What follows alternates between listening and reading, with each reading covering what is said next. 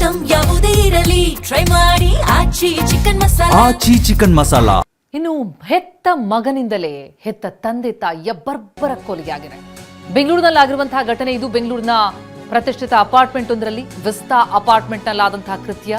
ವಿಜ್ಞಾನ ನಗರದ ಆದರ್ಶ Vista apartment ಅದು. ಪುತ್ರ ರೋಹನ್ನಿಂದ ತಂದೆ ತಾಯಿ ಕೊಲೆ. 60 ವರ್ಷದ ತಂದೆ ನವೀನ್ ಚಂದ್ರ ಹಾಗೂ 55 ವರ್ಷದ ತಾಯಿ ಡಾಕ್ಟರ್ ಶ್ಯಾಮಲಾ ಅವರನ್ನ ಕೊಲೆ ಮಾಡಲಾಗಿದೆ. ಪುತ್ರನೇ ಮಾಡಿರುವಂತಹ ಹತ್ಯೆ ಇದು. 55 ವರ್ಷದ ತಾಯಿಯನ್ನ 60 ವರ್ಷದ ತಂದೆಯನ್ನ ಪುತ್ರ ರೋಹನ್ ಕೊಲೆ ಮಾಡಿದ್ದಾನೆ. ವಿಜ್ಞಾನ ನಗರದ ಆದರ್ಶ ವಿಸ್ತಾ ಅಪಾರ್ಟ್ಮೆಂಟ್ನಲ್ಲಿ ಇಂಥದ್ದೊಂದು ದುಷ್ಕೃತ್ಯ ಆಗಿರುವಂಥದ್ದು. ಮಗನೇ ಹೆತ್ತ ತಂದೆ ತಾಯಿಯನ್ನ ಬರ್ಬರವಾಗಿ ಕೊಲೆ ಮಾಡಿದ್ದಾನೆ. 4 ಲಕ್ಷ ಹಣಕ್ಕಾಗಿ ಆಗಿರುವಂತಹ ಕೊಲೆ ಇದು. ಹೆತ್ತ ತಂದೆ ತಾಯಿಯನ್ನೇ ಹತ್ಯೆ ಮಾಡಿದಂತಹ ಪಾಪಿ ಇದೇ ರೋಹನ್. ಹಣ ಕೊಡ್ಲಿಲ್ಲ ಅಂತ ಹೇಳಿ ಕೊಲೆ ಮಾಡಿದ್ದಾನೆ 4 ಲಕ್ಷ ಹಣಕ್ಕಾಗಿ. ತಂದೆ ನವೀನ್ ಚಂದ್ರ ಭಟ್ ನೌಕಾಪಡೆಯ ನಿವೃತ್ತ ಕ್ಯಾಪ್ಟನ್, ದಂತ ವೈದ್ಯೆಯಾಗಿದ್ದಂತಹ ತಾಯಿ ಡಾಕ್ಟರ್ ಶ್ಯಾಮಲಾ ಭಟ್ ಇಬ್ಬರನ್ನು ನಿನ್ನೆ ಬೆಳಿಗ್ಗೆ ಚಾಕುವಿನಿಂದ ಇರಿದು ಪುತ್ರ ರೋಹನ್ ಕೊಲೆ ಮಾಡಿರೋದು. ಆಸ್ಪತ್ರೆಗೆ ಇಬ್ಬರನ್ನ ದಾಖಲಿಸಲಾಗುತ್ತೆ, ಆದರೆ ಚಿಕಿತ್ಸೆ ಫಲಿಸದೆ ಇಬ್ಬರೂ ಕೂಡ ಮೃತಪಟ್ಟಿದ್ದಾರೆ. ಈಗ ಆರೋಪಿ ರೋಹನ್ ಅನ್ನ HAL ಪೊಲೀಸರು ಬಂಧಿಸಿದ್ದಾರೆ. 4 ಲಕ್ಷ ಹಣ ಕೊಡ್ಲಿಲ್ಲ ಅಂತ ಹೇಳಿ ತಂದೆ ತಾಯಿಯನ್ನ ಚಾಕುವಿನಿಂದ ಇರಿದು ಕೊಲೆ ಮಾಡಿರೋದು. ನೌಕಾಪಡೆಯ ನಿವೃತ್ತ ಕ್ಯಾಪ್ಟನ್ ತಂದೆ ನವೀನ್ ಚಂದ್ರ ಭಟ್. ಯುಎಸ್ನಲ್ಲಿ ವ್ಯಾಸಂಗ ಮಾಡಿದಂತಹ ಈ ರೋಹನ್ ಯಾವುದೇ ಕೆಲಸ ಮಾಡದೆ ಮನೆಯಲ್ಲಿದ್ದಂತೆ. ಪೊಲೀಸರ ತನಿಖೆ ವೇಳೆ ಈತ ಮಾನಸಿಕ ಅಸ್ವಸ್ಥನಂತೆ ವರ್ತನೆ ಮಾಡಿದ್ದಾನೆ. ಆದರೆ ಕೊಲೆ ಮಾಡಿರೋದು 4 ಲಕ್ಷ ಹಣ ಕೊಡ್ಲಿಲ್ಲ ಅಂತ ಹೇಳಿ. ಹಣ ನೀಡುವಂತೆ ತಂದೆಗೆ ಒತ್ತಾಯಿಸಿದ್ದ. ಹಣ ಕೊಡದೆ ಮಗನಿಗೆ ಬೈತಾರೆ ತಾಯಿ ಡಾಕ್ಟರ್ ಶ್ಯಾಮಲಾ.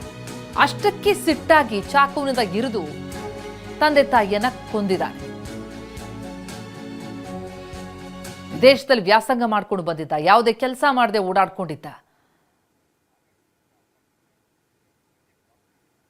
ನಾವು ಪ್ರತಿನಿಧಿ ಪ್ರದೀಪ್ ಆದರ್ಶ ವಿಸ್ತಾ ಅಪಾರ್ಟ್ಮೆಂಟ್ ಬಳಿಗಿಂತ ಪ್ರತ್ಯಕ್ಷ ವರದಿ ಕೊಟ್ಟಿದ್ದಾರೆ, ನೋಡೋಣ ಬನ್ನಿ. ಬೆಂಗಳೂರಿನಲ್ಲಿ ಸ್ವಂತ ಮಗನೇ ತಂದೆ ತಾಯಿಯನ್ನ ಹತ್ಯೆ ಮಾಡಿರುವಂತಹ ಘಟನೆ HAL ಪೊಲೀಸ್ ಠಾಣಾ ವ್ಯಾಪ್ತಿಯ ವಿಜ್ಞಾನ ನಗರದಲ್ಲಿ ನಡೆದಿರುವಂತದ್ದು. ಸದ್ಯಕ್ಕೆ ನಾನೀಗ ಘಟನೆ ನಡೆದಂತಹ ಸ್ಥಳದಲ್ಲಿದ್ದೀನಿ. ವಿಜ್ಞಾನ ನಗರದಲ್ಲಿರುವಂತಹ ಆದರ್ಶ ವಿಸ್ತಾ ಎಂಬ ಈ ಅಪಾರ್ಟ್ಮೆಂಟ್ ಒಳಗಡೆ 112ನೇ ನಂಬರ್ ವಿಲ್ಲಾದಲ್ಲಿ ನವೀನ್ ಚಂದ್ರ ಭಟ್ ಮತ್ತು ಶ್ರೀಮತಿ ಶ್ಯಾಮಲಾ ಭಟ್ ತಮ್ಮ ಮಗನಾದಂತಹ ರೋಹನ್ ಭಟ್ ಜೊತೆ ವಾಸವನ್ನ ಮಾಡ್ಕೊಂಡಿರ್ತಾರೆ. ಆದರೆ ಇವತ್ತು ಬೆಳಿಗ್ಗೆ 7:30 ಸುಮಾರಿಗೆ, ಅಂದ್ರೆ ಬುಧವಾರ ಬೆಳಿಗ್ಗೆ 7:30 ಸುಮಾರಿಗೆ ನವೀನ್ ಚಂದ್ರ ಭಟ್ ಮತ್ತು ಡಾಕ್ಟರ್ ಶ್ಯಾಮಲಾ ಭಟ್ ಇಬ್ಬರನ್ನು ಸಹ ಮಗನಾದಂತಹ ರೋಹನ್ ಭಟ್ ಚಾಕುವಿನಿಂದ ಇರಿದು ಹತ್ಯೆಯನ್ನು ಮಾಡಿರುವಂಥದ್ದು. ಬೆಳಿಗ್ಗೆ 3 ಮಧ್ಯೆಯೂ ಸಹ ಒಂದು ಸಣ್ಣ ಜಗಳ ಆಗಿದೆ. ಈ ವೇಳೆ ಚಾಕುವಿನಿಂದ ತಂದೆ ತಾಯಿಗೆ ಇರಿದಿದ್ದಂತಹ ರೋಹನ್ ಚಂದ್ರ ಭಟ್ ಇದರಿಂದ ತೀವ್ರವಾಗಿ ತಂದೆ ತಾಯಿ ಇಬ್ಬರಿಗೂ ಸಹ ರಕ್ತಸ್ರಾವವಾಗಿರುತ್ತೆ. ತಕ್ಷಣವೇ ಘಟನೆ ತಿಳಿದಂತಹ ಅಕ್ಕಪಕ್ಕದ ನಿವಾಸಿಗಳು ಇಬ್ಬರನ್ನು ಸಹ ಆಸ್ಪತ್ರೆಗೆ ದಾಖಲು ಮಾಡುವಂತಹ ಕೆಲಸವನ್ನು ಮಾಡ್ತಾರೆ. ಆದರೆ ಬುಧವಾರ ಬೆಳಿಗ್ಗೆ 10 ಗಂಟೆ ಸುಮಾರಿಗೆ ಇಬ್ಬರು ಸಹ ಚಿಕಿತ್ಸೆ ಫಲಕಾರಿಯಾಗದೆ ಮೃತಪಡ್ತಾರೆ.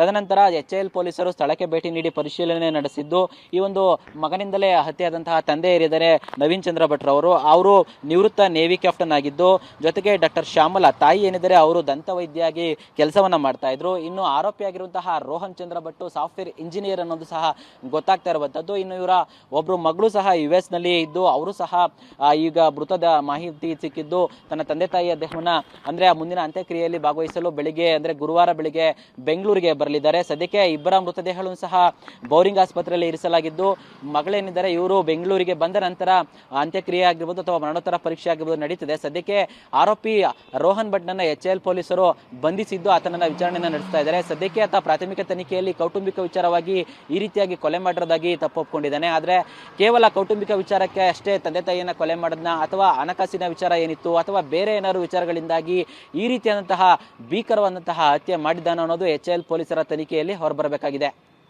ಕ್ಯಾಮರಾಮನ್ ವಿಷ್ಣು ಜೊತೆ ಪ್ರದೀಪ್ ಚಿಕಾಟಿ, TV9 ಬೆಂಗಳೂರು. ಇನ್ನು ಕಾರ್ಮಿಕ ಸಂಘಟನೆಗಳು ಇವತ್ತು ಭಾರತ್ ಬಂದ್ಗೆ ಕರೆ ಕೊಟ್ಟಿವೆ. ಕೇಂದ್ರದ ಕಾರ್ಮಿಕ ನೀತಿಯನ್ನು ವಿರೋಧಿಸಿ ಕರೆ ಕೊಟ್ಟಿರುವಂತಹ ಭಾರತ್ ಬಂದ್ ಇದು. CITU, AITUC, INTUC, HMS, AICCTU ಮತ್ತು LPF ಹಾಗೆ UTUC ಕೂಡ ಈ ಬಂದ್ಗೆ ಕರೆಯನ್ನ ಕೊಟ್ಟಿದೆ. ಹೊಸದಾಗಿ ಪರಿಚಯ ಮಾಡಿರುವಂತಹ 4 ಕಾರ್ಮಿಕ ಸಂಹಿತೆಗಳಿಗೆ ವಿರೋಧಿಸಿ ಕಾರ್ಮಿಕರ ಹಕ್ಕು, ಉದ್ಯೋಗ ಭದ್ರತೆಗೆ ಇದೆಲ್ಲವೂ ಕೂಡ ಧಕ್ಕೆ ತರ್ತಾ ಇದೆ ಅಂತ ಆರೋಪಿಸಿ ಆ ಕಾರ್ಮಿಕ ಸಂಹಿತೆಗಳನ್ನು ಹಿಂಪಡಿಬೇಕು ಎನ್ನುವಂತಹ ಆಗ್ರಹದೊಂದಿಗೆ ಈ ಬಂದ್ಗೆ ಕರೆ ಕೊಡಲಾಗಿದೆ. ತುರ್ತು ಸೇವೆ ಹೊರತುಪಡಿಸಿ ಉಳಿದ ಸೇವೆ ವ್ಯತ್ಯಯ ಆಗುವಂತಹ ಸಾಧ್ಯತೆ ಇದೆ.